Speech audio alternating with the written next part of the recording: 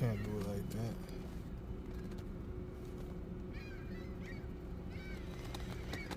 Shalom, shalom. First and foremost, I want to give all the praises, glory, and honor to Yahweh, Bahashem, Yahweh Shai, Bahashem, Rachakwadash. Double honors to the apostles and elders of Great Millstone. Salutations, much love and respect to you, Akim, out there pushing this word out in truth and sincerity. This is your brother, High in the Posh, coming at you with another lesson. And this lesson is going to be learn to diffuse situations and have emotional control. All right. And this is important, an important understanding, an important topic for Jake, because Jake, that's one of the major things Jake lacks is emotional control. All right. That's why you go to the hood and Jake is shooting each other. They're killing each other. They're for the smallest thing, it turns into a big problem because they lack emotional control. Even if you look at them the wrong way, they're ready to fight. So that's a lack of emotional control and a lack of being able to solve problems, right? You may be angry, and there's nothing wrong with that, but you should have your emotions in check. The scripture says you can be angry. It says, be ye angry. In fact, let's go. It says, be ye angry.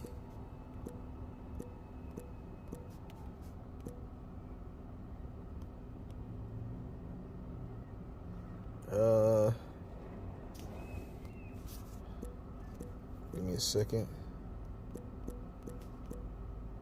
Right, this is Ephesians 4:26. It says, be ye angry and sin not. Let not the sun go down upon your wrath.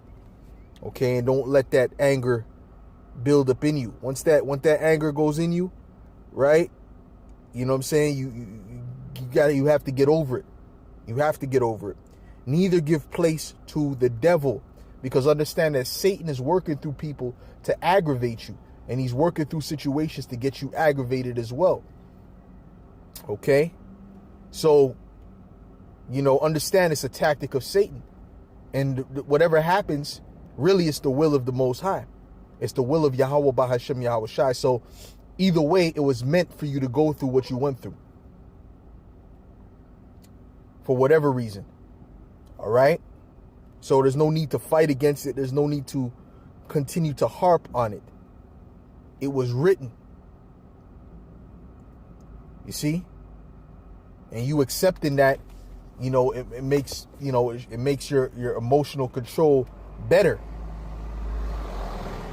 And I could work on emotional control, and and I'm sure all brothers can, because we constantly get aggravated by Satan.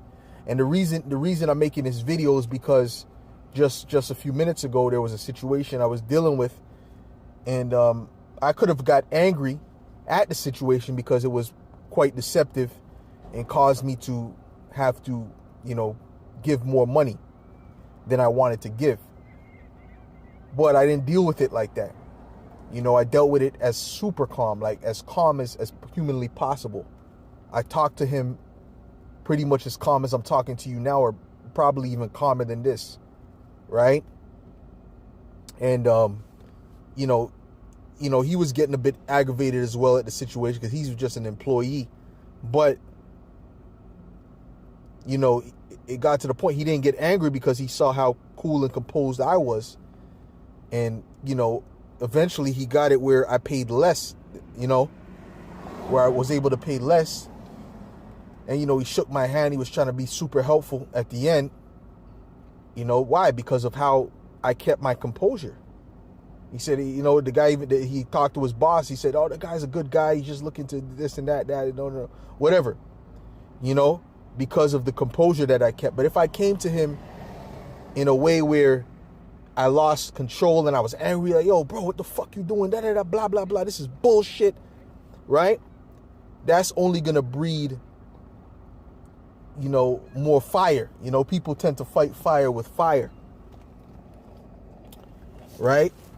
And the scriptures speak about a soft answer, and that's what I gave. Let's go to this. So we should practice to do that more often, right? This is Proverbs 15:1. It says, a soft answer turneth away wrath, but grievous words stir up anger. What it does is kindles more of a fire, and it will make that situation even more aggravating than it was to begin with. Because now they're angry at you for how you're talking to them and this and that. So they're trying to, they don't give a fuck about what's going on with you. And, you know what I'm saying? They're insensitive to that and all that, you know what I'm saying? So to learn to diffuse a situation is better than to, stir up your anger and it cause you to do something to make the situation worse. Right? We are fighting against spirits. The spirits are against us. They're fighting against us. They're constantly trying to get us off of our square. Right? So how you combat that is understanding what's going on. Right? And not feeding into it. Right? Understanding what's happening and not feeding into it. All right? Because that's what Satan wants you to do. He wants you to bite the bait. Okay? And these people are assholes, man. Right? These people are assholes out here. And you should expect that. You should expect that when you leave the house that you're going to encounter a bunch of assholes. That you're going to encounter a bunch of wicked people, a bunch of sinners, a bunch of, hypocrites. You should already have that in your mind before you leave your house. I'm going to encounter a bunch of hypocrites today, a bunch of sinners. You see? That way you know what to expect. Right? And I know Satan's going to use them to try to aggravate me at some point, to some level. There's a point where you have to step up in the spirit. You can't just let these things keep aggravating, keep taking you out of your square. There got to be a point where you're numb to it. You have to become numb to this shit. Okay? This is a spiritual battle that we're in. Let's go to Ephesians. Of course, Ephesians 6. This is a spiritual battle that we're in. Don't forget that. This is Ephesians 6:11. And it reads, put on the whole armor of the Most High, that ye may be able to stand against the wiles of the devil. For we wrestle not against flesh and blood, but against principalities, against the rulers of the darkness of this world, against spiritual wickedness in high places. So this is not a carnal battle. This is a spiritual battle that we're in right now. All right. It says, wherefore take unto you the whole armor, right, of the Most High, that ye may be able to withstand in the evil day, and having done all to stand. Stand therefore, having your loins girt about with truth, and having on the breastplate of righteousness. Right. So you got to know the truth. Okay, you have to know the truth. All right, and you have to be walking in a righteous way towards Yahweh B'Shem Yahweh Shai. It says, and your feet shod with the preparation of the gospel of peace, above all taking the shield of faith, wherewith ye shall be able to quench all the fiery darts of the wicked, and take the helmet of salvation and the sword of the Spirit, which is the word of the Most High, praying always with all prayer and supplication in the Spirit, and watching thereunto with all perseverance and supplication for all saints. Shalom. Shalom, priest. All right. Brother put a precept. It says, this is Proverbs 25:28. It says, he that hath no rule over his own spirit is like a city that is broken down and without walls. Yeah, you're easy pickings for Satan. You're an easy victim for Satan because he knows that you're easily angered. You easily get emotional behind things. You have to be a rock when it comes to your emotions. You have to be as stoic as possible. You got to be stone cold, man. Stone cold. right? That's hard for Satan to work with. It's hard for Satan to work with somebody who just stone cold emotionally, man. You know? Sending people to aggravate you, do this and that, and you're not biting the bait. You're not biting the bait. Right? You see? You're not feeding into the road rage. Someone does some crazy shit on the road, which that was only Satan that made them do that. You're not feeding into that. Okay? You got to go back also to the fruits of the Spirit.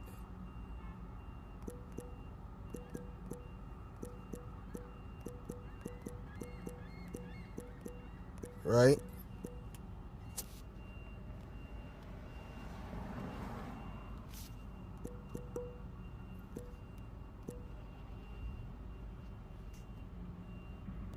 This is Galatians 5:22. Matter of fact, I'll start at verse 19. Matter of fact, I'll start at 18. It says, "But if ye be led of the Spirit, ye are not under the law. Now the works of the flesh are manifest, which are these: adultery, fornication, uncleanness, lasciviousness, idolatry, witchcraft, hatred, variance, emulation, wrath, strife, seditions, heresies, envyings, murders, drunkenness, revelings, and such like, of the which I tell you before, as I have also told you in the time past, that they which do such things shall not inherit the kingdom of the Most High." Right? But the fruit of the Spirit is love, joy, peace, long-suffering, gentleness, right? Goodness, faith, meekness, temperance, right? Against such there is no law. And these things require self-control. Love is just not a word that you say, that makes you feel fuzzy inside. Love is action. It's action. It's preventing yourself from doing certain things. It's from doing certain things even when it's uncomfortable. That's part of love. Right? So to be, on the other hand, to be fleshly, that's you feeding into your emotions. But to be, someone who is in the Spirit and doing the things that are of the fruits of the Spirit, it takes emotional control. Okay? So yeah, you want to be even the scripture says be at peace with all men. It says to be gentle, right? Doesn't mean to be a fairy. Doesn't mean to be a mo, right? To be talking, it doesn't mean that. If you talk firm, masculine, but you're calm, that's gentle right there. That's a soft answer. Okay? It doesn't mean to sound like a flippant mo. Okay? Because you can sound like a mo and be full of wrath and stir up strife the same way. So it has nothing to do with that. Okay? So just be mindful when you're you're going about your day and you got people aggravating you, whether it be your family or people of the world, to know to just practice, self-control, temperance, So that's all I really had to say. With that, Lord willing, this was edifying to the elect. I'll say shalom.